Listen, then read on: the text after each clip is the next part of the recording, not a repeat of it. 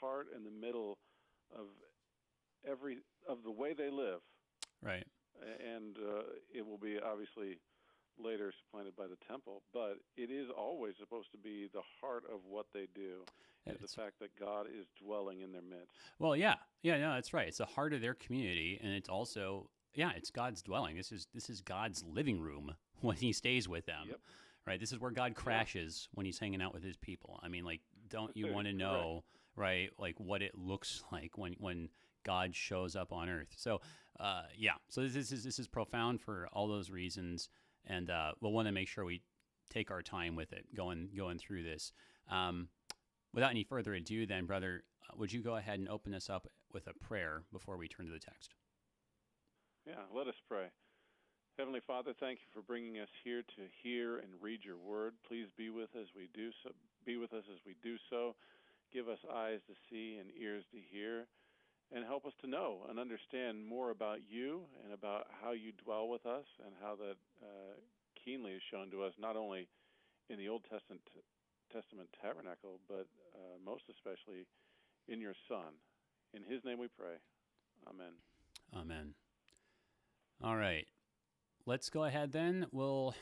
This is one where you definitely need to take it bit by bit, but we're going to go ahead and read the whole thing through just so we kind of have a sense of, this is one of those things, right? You don't want to miss the forest for the trees. So we'll kind of go over it, hopefully kind of get like a sketch in our heads, and then kind of look at the details. But anything you can kind of say to kind of help us sketch it out as we listen to this chapter? Well, yeah, so we're going to talk about in the next several chapters, and then there's going to be a break, and there are going to be several chapters more that'll be almost exactly the same. God is going to tell Moses what the tabernacle and what the pieces of furniture are to look like, kind of giving him the blueprints. Then, as I said, you're going to have a break, which is going to be not a nice contrast, but a contrast with... So Moses is up on the mountain here when he's hearing these patterns. Right. Then you're going to have a break where it cuts back to the people, and they are going to be making an idol. Right. And Moses is going to come down and deal with that.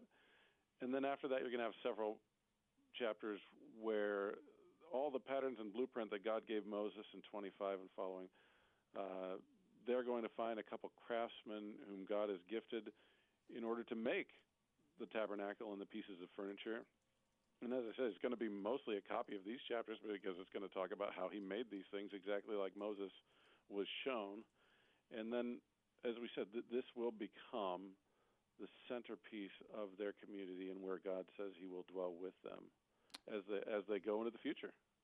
Amen. Well, okay, thanks for that helpful overview. Let's go ahead and just let the text here speak for itself. Here's Exodus chapter 26, the beginning of the description from God to Moses up there on the mountain in this private conversation that they're having, this description of the tabernacle. Here it is from the top. I'm sorry, did I say 26? Okay, let me make sure I'm not getting ahead of myself. I'm already looking at Monday. Monday, we will be going over 26. Okay, so here it is, chapter 25. Here we go. In 24, it ended, and Moses was on the mountain 40 days and 40 nights. So here's 25, verse 1. The Lord said to Moses, "Speak to the people of Israel, that they take for me a contribution. From every man whose heart moves him, you shall receive the contribution for me. And this is the contribution that you shall receive from them: gold, silver, and bronze, blue and purple and scarlet yarns, and fine twined linen, goat's hair, tans, ram's skins, goat skins, acacia wood, oil for the lamps, spices for the anointing oil and for the fragrant incense, onyx stones and stones for setting, for the ephod and for the breastpiece. And let them make me a sanctuary, that I may dwell in their midst. Exactly as I show you concerning the pattern of the tabernacle and of all its furniture, so you shall make it. They shall make an ark of acacia wood.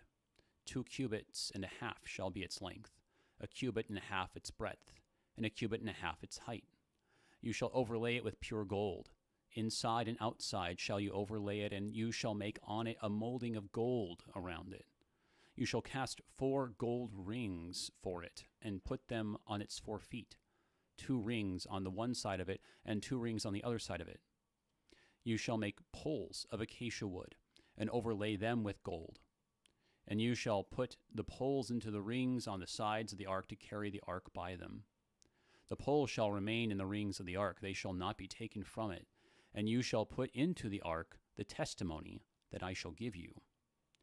You shall make a mercy seat of pure gold. 2 cubits and a half shall be its length, and 1 cubit and a half its breadth.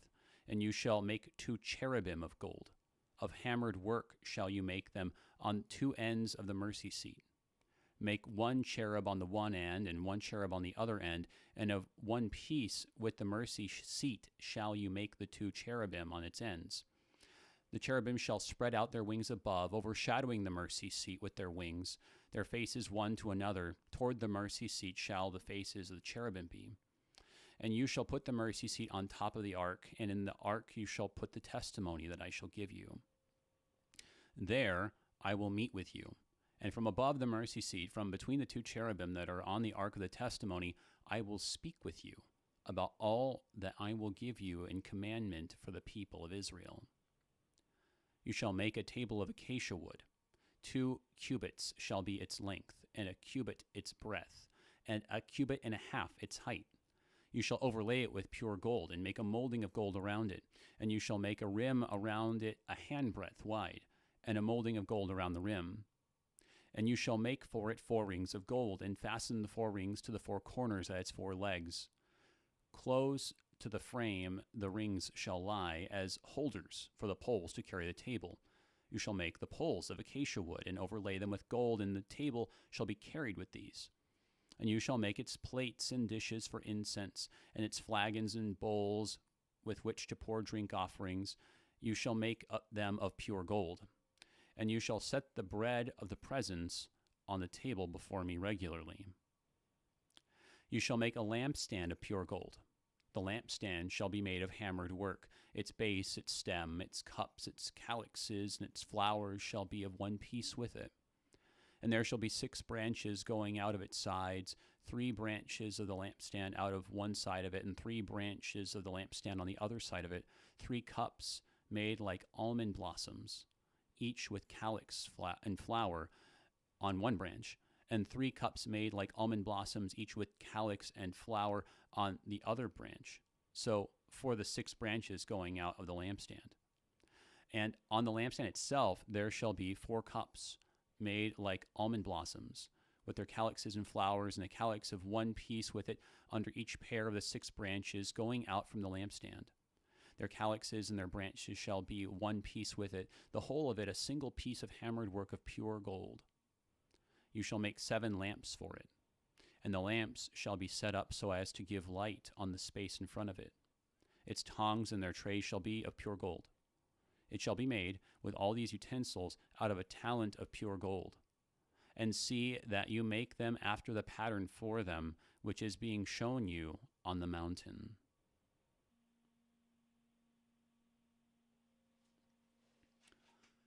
All right, so there's this opening chapter of the description here, and so we haven't gotten to the tabernacle proper, the actual tent, but we're talking about the things that are inside the tabernacle, and really, I mean, the thing that really, in some ways, by synecdoche, you could even say, I mean, really is really what the tabernacle really is. This is the essence of it right here, because this is what's going to go right out of the tabernacle one day and go into the temple, and we're going to have this idea that the dwelling of God has remained the same, right? It's the ark. I mean, this thing, more than the stones that Solomon's going to put around it one day, more than the animal skins they're going to put around it in the wilderness, I mean, this thing really is the temple, the sanctuary right here, and it's fascinating because, I mean,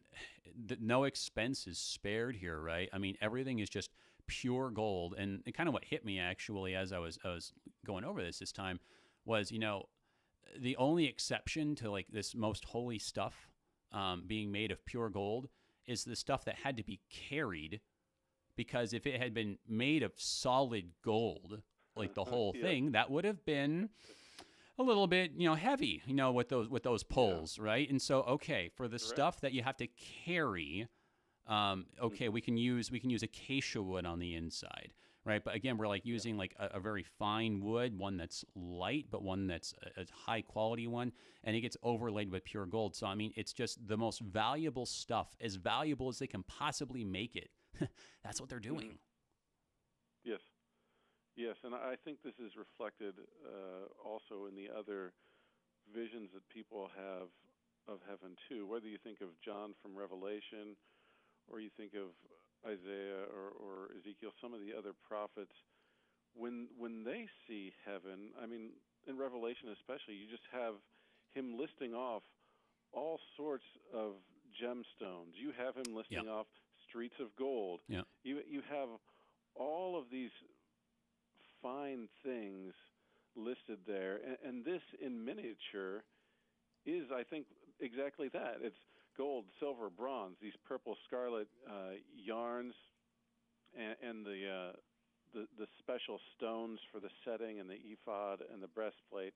This is a miniature version of that, and indeed, as you said, kind of the ark being the centerpiece and the reason for the tabernacle at all is the locatedness of God, right? That He can be found specifically in a place, and this is always one of the things that we see in both Old and New Testaments.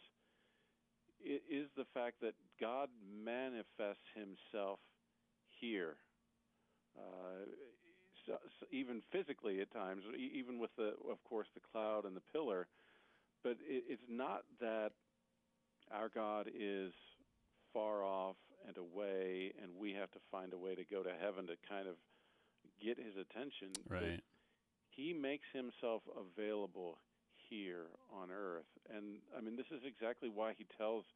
I mean, when we look over those verses on the ark, there I will meet with you, and from above the mercy seat, from between the two cherubim that are on the ark of the testimony, I will speak with you about all that I will give you in commandment for the people of Israel. That God being located is a key, not only in the Old Testament, as I said, but in the New Testament as well, which is why Lutherans have always dwelt so much on Word and Sacrament, because there He is located for us. That's right. Well, and of course the theme of locatedness and God's presence, right? That's been something I think that's been on our minds in the midst of stay-at-home orders and restrictions and all the rest of it. Like where can we go? Where is church? Right? What counts? Where really is God? What does Jesus mean when He says where two or three are gathered? Right? And people have come up with lots of different ideas, but I think this is helpful to go back to the Old Testament and get to kind of this basic idea here.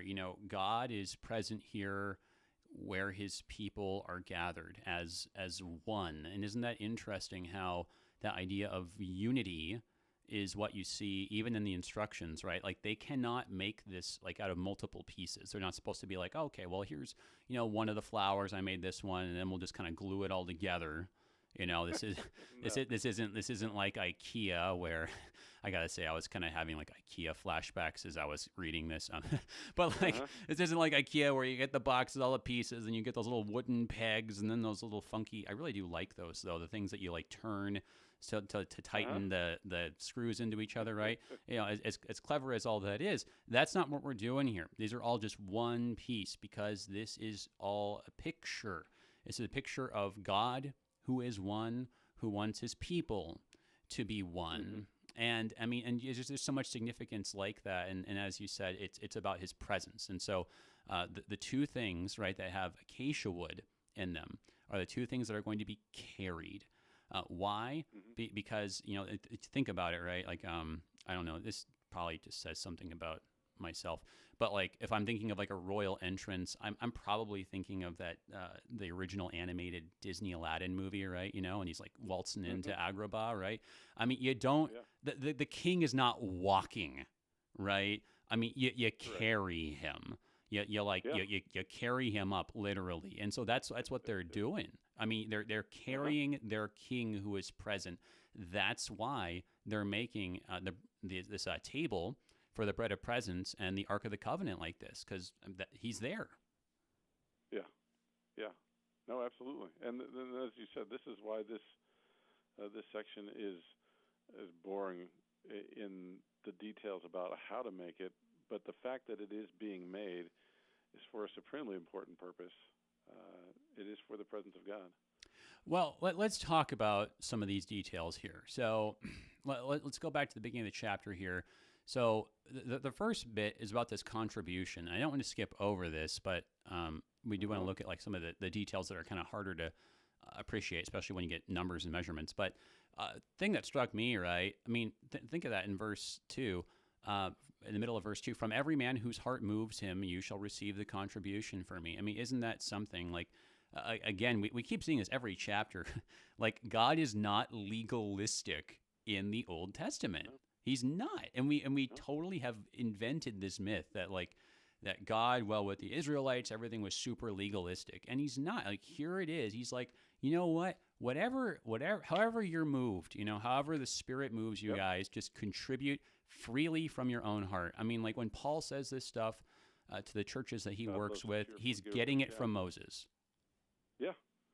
Yeah, it's not compelled. If your heart moves you, right? The Lord loves a cheerful giver. Yep. This is what if it moves you, give. Now, he does talk about the kind of things that they're looking for, right? Yeah, he's sure. not just taking yeah. a pawn shop. Yeah. But these are the kind of things that will contribute to this specific project. And if you want to give, well, this is what we need. This is what we will use. Right. No, that's a good point, though, right? Like it's however you're moved, right? But it's not like you do whatever. And I think that's actually like a really helpful balance for us, right? Like on the one hand, God wants us to give freely, right? And he's not going to say, like, okay, everyone stop, you have to give exactly this %, right? Like, that's not the point. Mm-hmm. He's not being legalistic. On the other hand, right, this is like where St. Paul says, all things may be lawful for me, but not all things are beneficial, right? I mean, there's the paradox of Christian freedom. Okay, sure, as much as you're moved, right, but as much of these particular things, right? Because once you go into the territory of, it's just kind of whatever I want, now are we really treating this like it's for the presence of God, right? I mean, like really, are we now helping people to see the picture of God? If everyone gets to take a turn at the easel, right, when we're painting this portrait of God and they get to do whatever they want, is it going to come out looking like God, or is it going to come out looking like a mess? No, exactly. And like we said, this is for there will be other times where, like you say, God does ask them for portions of their money for this, that, and the other, and for the support of the Levites and the priests. That's fine. That's for a different task. This is specifically for this task. This is what they're going to build it out of. So this is why they need that stuff.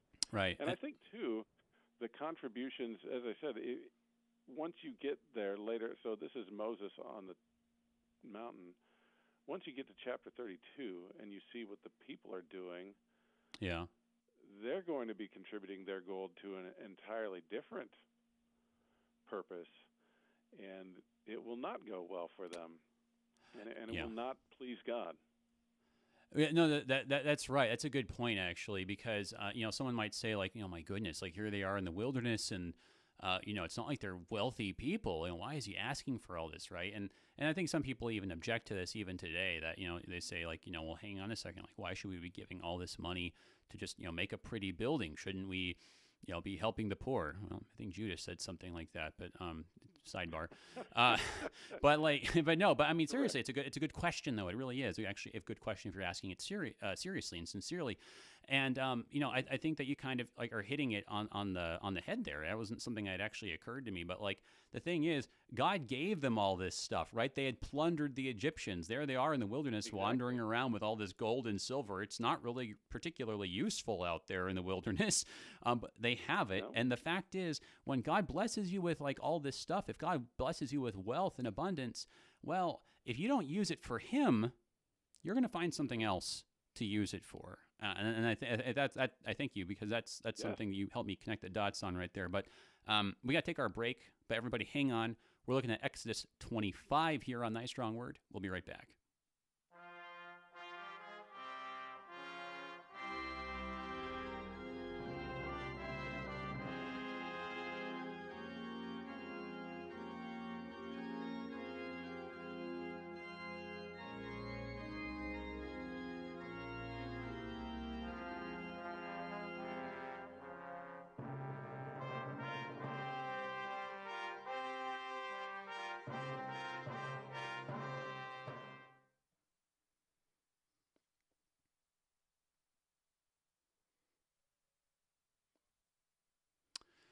Okay, so really, really good start here. Appreciating Pastor Scott Adel's contributions to the conversation, and just kind of soaking in the importance of some of these details.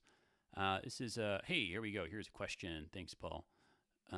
You're making a good sidekick here. So, how did Moses and the craftsmen know what what a cherubim looked like? Oh, touche.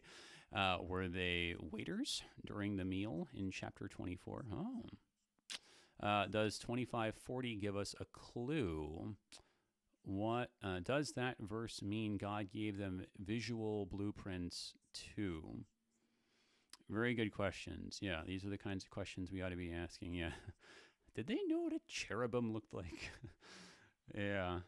I could probably go off on a little bit of a tangent about what angels look like in the Bible, but I will I'll try not to. Too bad. But I'll definitely let Pastor Adel have a stab at that one. I think the short answer is, yeah, they had ideas about what all these things looked like. And they probably, it's probably going too far to say that they were the waiters, but, well, we'll get there in a second. Welcome back, everybody, to Thy Strong Word. I'm Pastor AJ Espinosa. We're looking at Exodus chapter 25 today. Let me get this scrolled up here for a second. Looking at Exodus 25, and so we're looking at not the tabernacle proper, the thing that you're thinking of as the tent, but it really is the heart and soul and the essence of the tabernacle, particularly these spots of God's presence, where we're looking at the actual Ark of the Covenant, and then the actual table for the bread of presence, and then what we should talk about too. Interesting, like what's so special then about this lampstand too, right? Like is this like a like menorahs, like Hanukkah? Like, okay, so we'll want to get there, and I really hope we will. Joining us today, helping us put the pieces of the puzzle together so we can get the picture, we've got Pastor Scott Adel. He's one of our regular guests, and he's the pastor at Good Shepherd Lutheran Church in Collinsville, Illinois. If you've got a question for me or Pastor Adel, give us a call here. Join the conversation. If you're listening live, 1-800-730-2727. If you're in St. Louis, 314-821-0850. Or you can send an email to kfuo@kfuo.org, or join the conversation. Just put a comment or question there, right there in the box on the live stream, facebook.com/AJ Espinosa. Also want to make sure to give a shout out to our underwriters, our supporters at the Lutheran Heritage Foundation. Thank you guys for supporting Thy Strong Word, their website, lhfmissions.org. All right, so yeah, we were just talking about this contribution at the beginning here, and in kind of really just the spiritual dimension and significance of this. We do need to move on, but last thing about the contribution in particular. So I think we understand maybe gold, silver, bronze, like those are metals that are precious to this day. They're just the most precious metals around, basically, right? And then you've got, well, I mean, there's not like platinum, but like, okay, I mean, basically, timelessly, right? There's some things that make sense. There's some mention of some gems, right? Like onyx and stones for setting. That is to say, like the kinds that would be set, like, in kind of jeweled fixtures, right? So that makes sense, oil for the lamps. But interesting here, right? Why these particular materials here in the middle in verse 4, blue and purple and scarlet? These three particular colors. And then, you got mentioned here too, fine twined linen, goat's hair, tan ram's skins, goat skins. That stuff seems really particular. What's going on there?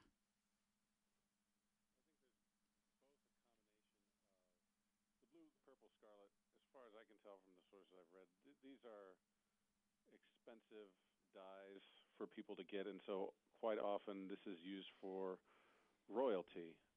And this is, as you talked about the metal being precious or expensive, so also this color of yarn and linen is going to be very expensive to get, and is, as I said, usually for royalty. And as you said earlier, I mean, ultimately when it points forward to Christ, he will have a purple robe placed upon him, and he will be mocked, but he's getting mocked exactly because purple is a royal color, and that they mock him by putting on and calling him a king, right?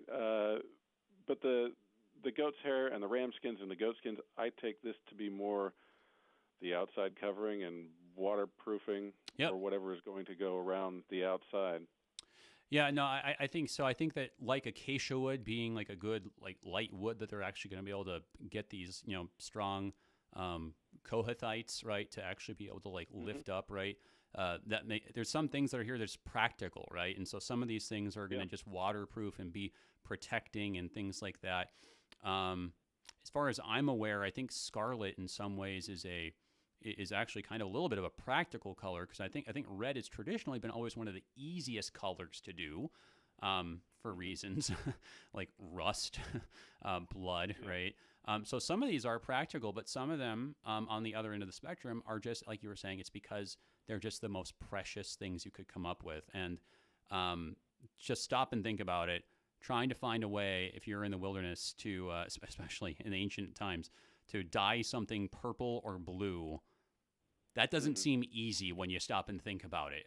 So it's not because it's easy. In fact, it's because it's hard and because it's precious. Got a question, though, coming in over the phone from David. Good morning, David. Thanks for calling in. You got a question or comment for us here on Exodus chapter 25? Well, I believe it somewhat relates, even though you're talking about materials for the tabernacle, I believe. Yeah. Every administration that has tried to divide the land, I guess what the tabernacle would sit on, the land of Israel, I've been hearing other ministries talk about all this trouble has started for us when people try to mess with God's land, Israel, and divided land for peace, which never works. What can I get a brief kind of like answer to that? See what you might come up with. Don't go just quite yet. Let me just ask a clarifying question. So you're specifically talking about like the land right now and kind of the political situation here in 2020, and people are talking about, well, you need to give the Palestinians like their own territory. There needs to be like a free state here, or divide it this way, like that kind of situation, and that there are preachers who are saying, no, you can't divide the land up. It needs to all go to Israel. Yeah, they specify, like God says, don't mess with my land. This is my land. And when you give it away, you're going to bring on turmoil to your country or the rest of the world, because this does not belong to any land for peace. Okay. Yeah, very good. Thank you, David. That's a good question. I think it's one that is very commonly on people's minds because, like you said, you do get a lot of preachers and people who are on TV and stuff like that who are talking about this stuff. And it is, I think, related somewhat to the tabernacle here, because it's exactly because the land of Canaan, right, particularly Jerusalem, it's exactly because that's where they moved this this Ark of the Covenant, right? It's because it's where they moved the bread of the presence on the table and the lampstand. It's because of these things that hallowed those places, right? that there's all this consternation going on. So I want to give Pastor Adel a chance to respond to that too. But I think briefly here, we have to take a really big picture look here, and I think honestly the most unpopular thing that I can say on the matter, but I think it's actually the most helpful one, is who is Israel? Because if you read the Bible, read the New Testament, Paul is very clear about it. Israel is not just whoever's born of this particular bloodline. It's not just whoever can trace their ancestry and if your mom's Israel, then you're Israel too. He says that's not what it is. It's whoever not is a descendant of Abraham, but whoever has Abraham's faith. Faith that trusts, faith that doesn't rest in his own works, but rather faith that trusts in God and has that credited to itself as righteousness. And so Paul's argument is that the church is Israel, and that's what John says in Revelation, that the synagogue over there, that's not actually Israel. He says that's a lie. So if you understand that, the idea of God's people Israel, that's the church, and so his land is wherever the church happens to be. So I think that in a lot of ways, the preachers who focus a lot on the nation of Israel, to be really blunt, they're not actually talking about Israel, and they're missing the point. But let's have Pastor Adel go in there with a little more tact and nuance. What do you think there, brother? No, I think you handled it very well. It gets to the New Testament, and Jesus is talking to the Samaritan woman. He says, the day will come when you won't only worship God on this mountain or at the temple in Jerusalem, exactly. But you'll worship in faith and truth. And that is, or in spirit and truth, that, as you said, the church is worldwide. Mm-hmm. And Jesus talks about the coming destruction of the temple because of its unfaithfulness, and that he is the new temple. And so, you'd quoted it earlier, wherever two or three are gathered in his name, there he is among them. And at the end of the gospel, he will point out the same thing, that, lo, I'm with you always, even to the end of the age. And he means that for them wherever they happen to go, not just in Jerusalem or Judea or Samaria or what you would even call the boundaries of Old Testament Israel. He's with us wherever we go. And that doesn't necessarily mean that things go smoothly for us. Right. It certainly doesn't in the book of Acts. So this talk about if the land gets divided up, then there will be trouble. No. There was trouble before. There's trouble now. That there is trouble in the earth is not tied to whether or not the land is divided up. That's right. Well, no, and that's really the thing, right? It's the church, and the church is there in Israel. I will remind everybody, the church the church is there in Israel, the piece of land that gets labeled Israel on the map, which is to say that Israel is in Israel, and it doesn't matter where you draw the boundaries. It doesn't matter if you give now.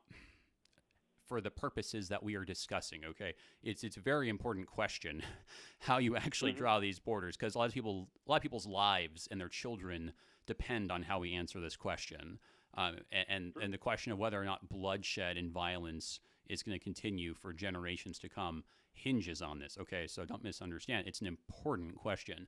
But in terms of God, right, as far as He's concerned.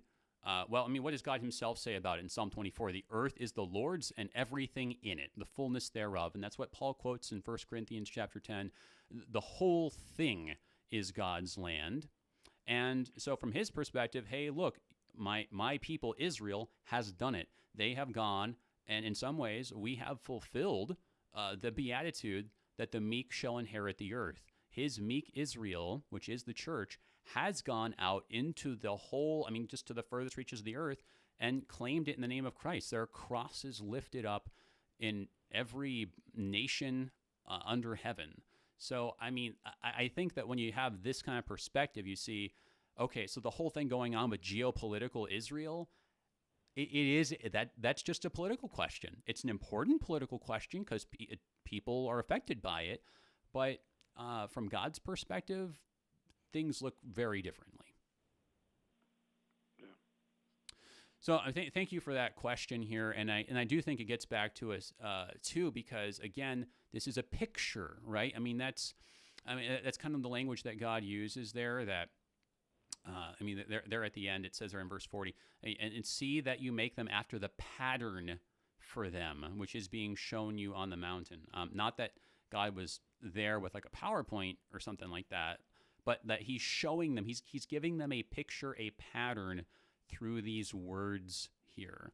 And so the significance of this, yes, will God really be present? Yes, it's not just all symbolic, but this is symbolic in the sense that all of this is going to give way, because one day, as precious as this stuff is, this stuff's going to be destroyed, just like the temple's going to be destroyed.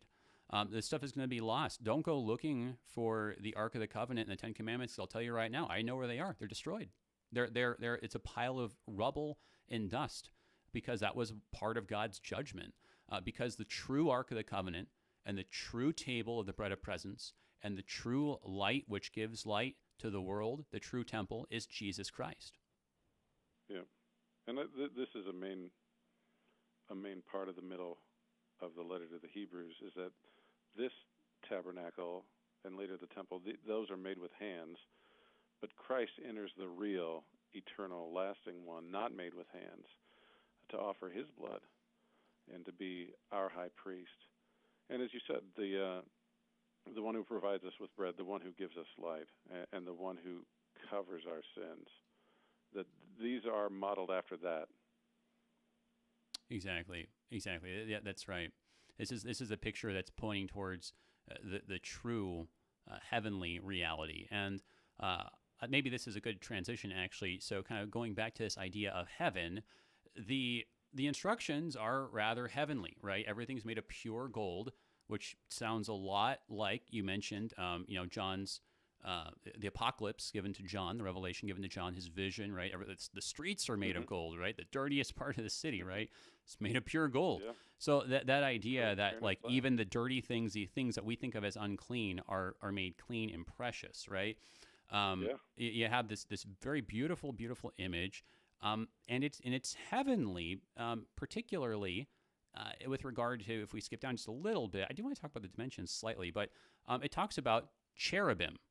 And so we had a question online on Facebook here. So how did Moses and the craftsmen know what a cherubim looked like? Which is a pretty good question. I hadn't thought about that in a little bit. So I'll let you have first dibs on that one, Pastor Adel. I assume Moses saw them, but there have been other figures throughout the scriptures who saw them. Obviously, Adam and Eve saw them. It was sad in that case, but Ezekiel describes some kind of angelic being in his first chapter. Yeah. Isaiah in chapter 6 sees something that he calls seraphim, but who knows if that's a completely other kind of angel or if it's just another name that he gives these types of beings. So I assume he saw them, that what he saw he was able to either explain to the craftsman who's going to make it or draw it out in some fashion so that the ark could be covered. Right. Yeah, no, I think they did know what a cherub looked like. So briefly about the word, right? We have this word cherub, and you can either say cherubs then for the plural, which is kind of normal English, or you can say cherubim, and that's using the biblical Hebrew plural, right? Like if for most nouns, or maybe a lot of them anyway, you add im on the end to make them plural. So these cherubs, these cherubim, right? So what are they? To be honest, it is a difficult archaeological question to kind of go back and say, well, they look like this, because the word itself doesn't really give you a sense of that. Like the word, if we kind of like do our kind of etymological studies, it seems to be related to the idea of perhaps prayer, perhaps greeting. So maybe there's a sense that they're kind of like the gatekeeper angels, right? I mean, it's sort of hard to say. That does seem to kind of match with their description in the Old Testament. Particularly, you mentioned Adam and Eve, right? Well, what happens? Well, they are driven out of the garden, and there in Genesis 3, what's he do? He puts a cherub, or cherubim, actually, there with flaming swords, it says. So, I mean, there's one hint. They probably had arms, because they can hold a sword, right? So there's... They definitely have wings. Well, yeah, that's right. So, I mean, there's kind of like some hints about it, but it seems that like the emphasis of the word, right, is not so much on their appearance, but on their function. That this is talking about basically these are the bouncer angels. These are the guard angels, right? And it sort of makes sense here that if God's going to show up, he has his royal bodyguard. And that's the idea, I think. They're both there covering their faces, looking towards the center reverently, the presence of God. So the angels that are there on God's flanks, which is, again, like thinking of ancient warfare and stuff, this is a military position, defensive position, right? So, I mean, yeah, these are, I think, this is the way of referring to the angels that are supposed to be guarding God. And their appearance, probably, that's not really the emphasis here. It probably is just the idea that, some kind of thing with wings and arms. So maybe not too different from what we think of as just like an ordinary-looking angel. Of course, ordinary-looking angel is about the most absurd phrase I've said this morning. But then again, it's only 9:50 Pacific time. But so it's not I don't know where, I forget where the baby thing came from. The naked baby thing, the naked chubby baby thing. We got that somewhere. I can't recall that off the top of my head. Quick Wikipedia. I assume Renaissance painters. Yeah, something in Renaissance paintings, like where many of these things come from. I'm assuming a quick Wikipedia search will probably have the answer.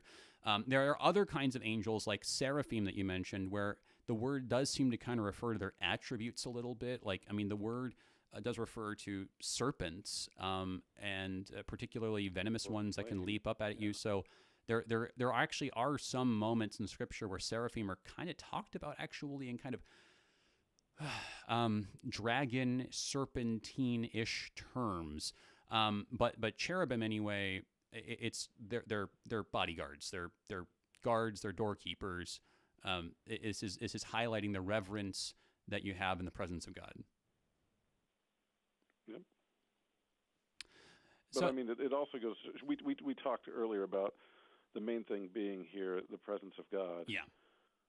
And that where God is present, there are angels present. So Yep. when Isaiah sees them, or when Ezekiel sees them, or when Adam and Eve are locked out of God, and where God was present, there are cherubim all around. Yeah. Well, and I think, wow, I think about where is it? It's like in, I think it's like in 1st or 2nd Kings, right? Where there's that moment there, and like they're in the valley, and then it's Elisha? like, yeah, exactly, right. And it's like, hang on a second, we're surrounded by enemies, but God opened his eyes. Whoa, we're actually surrounded by angels, right? I mean, I think that this is a visible reminder for the people that, hey, when God shows up here, it's not just God, his angels are here too. And you know what the angels are doing? They're bowing down and covering their faces. So if the cherubim are doing that, probably ought to do that too. Maybe. Yeah. What happens in Revelation? Yeah. Yeah. When they bow down, the elders, everyone bows That's down. right. That's right. Yeah. So I think the emphasis is it's really like on their function, on pointing to these kind of spiritual realities. So not so much. I mean, in fact, honestly, I don't even know how much you would have been able to like make out of these things. Were not like gigantic angel statues, right? Which is probably deliberate, because someone would have probably tried to worship them if they had been very big. Maybe we'll talk about and that. They're also to be mobile. Yeah. I mean, it's Solomon who increases the size greatly when he has the temple built. Yes. Right. No. So there's some real practical considerations there, right? I mean, think about that. It does say that, right? That the cherubim are of one piece with this mercy seat, right? So no one can take them and go and like put them on a pedestal and do idol worship with them, which is another like practical dimension of this. But they're small, and honestly, if they're anything like the seraphim, you probably don't even see much of them except for their wings, which are just covering themselves, right? I mean, they're just bowed over in reverence, so you're not even able to make much of them, especially given how small. I mean, really, the Ark of the Covenant is small. It is, I remember like the children asking me, what's an ark? I'm like, guys, it's a box. It's a very nice box. It's a very important box, but it's a box. Yep. Yeah. And as you said, it's not that large. So, I mean, you have 2 cubits and a half shall be its length. So we're talking about what, 4 foot-ish? Cubit and a half its breadth, 2 foot-ish. Cubit and a half its height, 2 foot. So 2 foot by 2 foot by 4 foot-ish.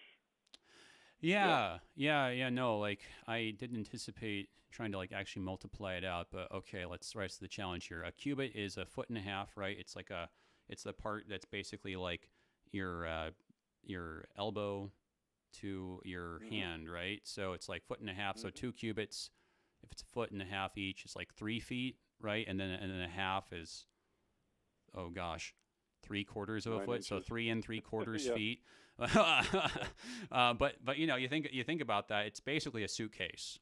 It's basically like a big suitcase size, which I think is getting the idea across. It is big enough so that it can carry and transport its contents. So it can carry the covenant, right? So that it can carry Aaron's staff at some point, right? So it can carry some of the manna, but it's no bigger than that. I mean, it is functional. It is not a statue to go worship God at. It's not his idol. And I think that the small dimensions here actually reflect that. This is a very important thing. It's precious. It's holy, but it's practical, and it's not an object of worship.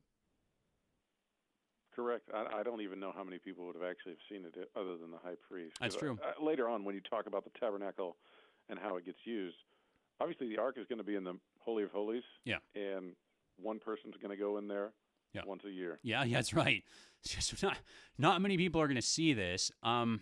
Maybe a couple more people will see the table for the bread, and similarly here, right? The table here is even smaller than the Ark of the Covenant. It's just 2 cubits, so it's not even 2.5 cubits.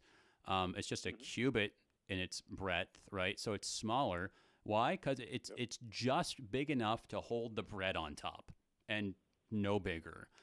Because you got to carry this stuff. We're not worshiping it.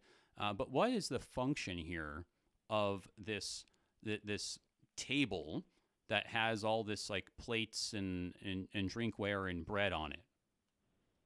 Yeah, this is one of the interesting things about this chapter. Is it never actually explains, other than what you read. Yeah.